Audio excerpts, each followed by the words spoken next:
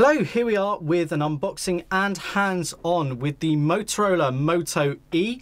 This is the second generation Moto E, and for the sharp ones out there, this will have 4G LTE, where the original first generation Motorola Moto E did not. So we've got very similar packaging here to previous Motorola devices, including the Moto E. We can see that this is known as the XT1524. We've got it in black, and we've got the bands that the LTE will work on here. So it's bands 1, 3, 7 and 20, so compatible with the UK and many other countries around the world. So minimal packaging, a little bit about the features. We can see it's an Android device with Google Play Store access. We've got a micro SD card slot. We've got good battery life. And on the back here, it talks about the 4.5-inch QHD display, the 1.2 gigahertz quad-core processor, 5-megapixel camera with VGA on the front. Let's open this up and show you what you get. So it's a fairly limited box contents with the Moto E.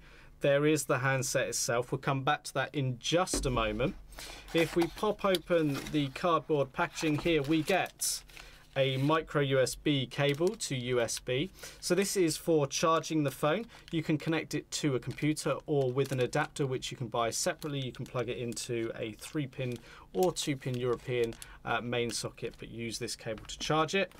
And then, aside from that, we just get a little bit of documentation. So getting started guide and your sort of warranty information there. So that will get you up and running very quickly, but it's a very straightforward process with these devices now. Let's bring the Moto E back in.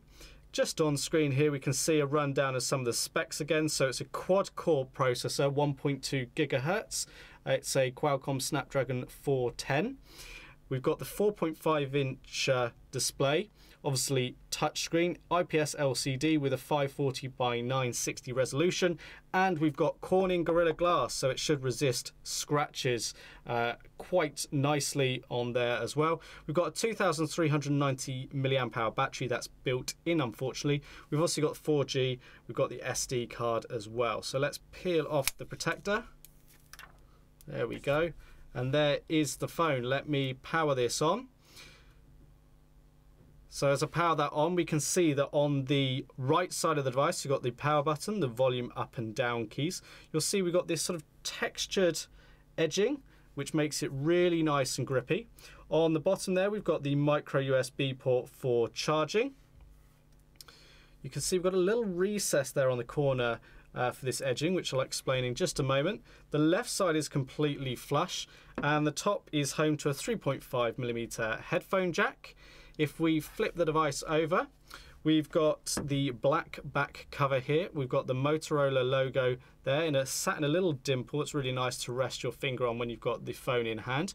You've got the rear-facing 5-megapixel camera with autofocus, capable of recording 1080p footage at 30 frames per second.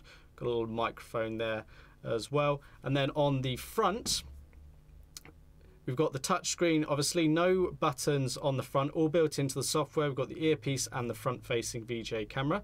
Let me just quickly skip through this setup. So we've got Android 5 Lollipop on here, so a nice clean material design on this device. You'll also get a few additional features such as multiple user accounts. You might have just quickly spotted there that there's a migrate feature. That's something that Motorola have built in and put on the device, and Motorola Migrate makes it really easy to get your content from one device to another. So if you're moving to this as a new phone, you can easily get a lot of your content across. So just before we look at the software in a little bit more depth, I just want to show you this bit here, the groove on the side here. Now, if you've got a fingernail, what you can do is you can actually unclip this, and here you have a band. This is obviously the black one that comes with the phone, but you can purchase these separately in a variety of different colors, and you can replace them. So you don't have to be stuck with the boring black. If you like vivid cherry reds or turquoise or yellow, you can get them, and that pops on there, and you can personalize your phone. You'll of course keep the black back cover, but you'll then have this sort of nice edging strip. And it's under this little strip that we have the micro SD and the SIM card slot, and that's all we need access to here. You've got your various buttons, but these are replaced with this when you pop that back on. So it's very simple to fit. It just clips in place like so. So you'll get a little clicking sound when it's all in place nice and securely. So there's not an awful lot to show you on this device because it's a mainly pure Android experience, but you do have the new sort of layout of Android 5. There's loads of videos on the web that talk about all of this, but you've got new improved sort of settings and visuals to get to grips with. It's a really clean interface, nice and easy to use. So out of the box here, you do in fact get 8 GB of internal storage, and if we take a look at that, we'll see we've got just shy of 5 gig usable to us.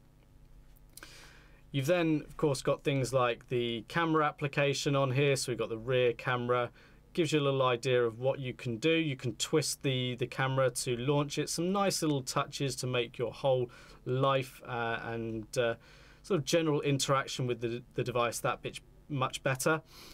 You've got all your Google services pre-installed on here. You've got Google Docs, Photos, your phone, play movies, music, and the App Store that is Play Store to download your apps and things like that. So that's just a quick unboxing and initial hands-on. We will be reviewing this phone, so be sure to check back on the Clove blog and Clove YouTube channel very soon for more information. Until next time, thanks for watching.